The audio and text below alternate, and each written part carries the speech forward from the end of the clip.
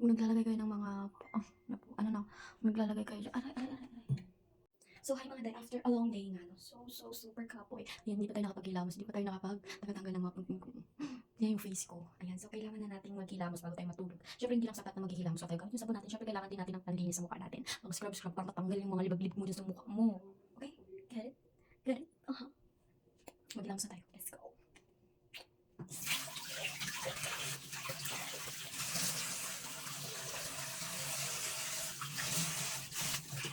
Syempre, maglalagay tayo ng sabon. Yan, hindi lang sapat yung mga ganyan-ganyan kasi yung mga dito hindi matatanggal mga day. Kailangan na natin ng super power. Gagamit na tayo nito. Ito. Yan. Gagamit na tayo nito.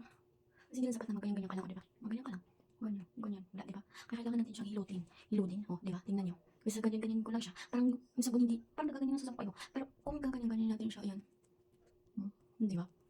Imposible naman na hindi matatagal yung mga libag-libag yung mga dry skin yun, mga blackheads yun. Yan. Tsaka hindi yan masakit kasi silicone yan, hindi yan matasakit. Silicone matawag yan. Yan o. Maglalagay kayo ng mga, maglalagay kayo dyan. Yan.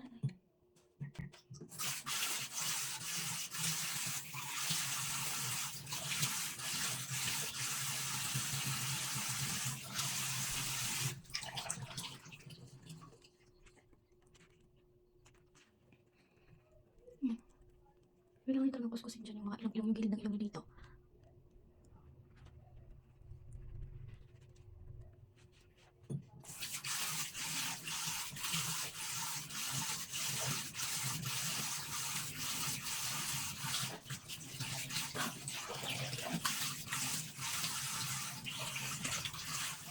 Ay, isa na lang.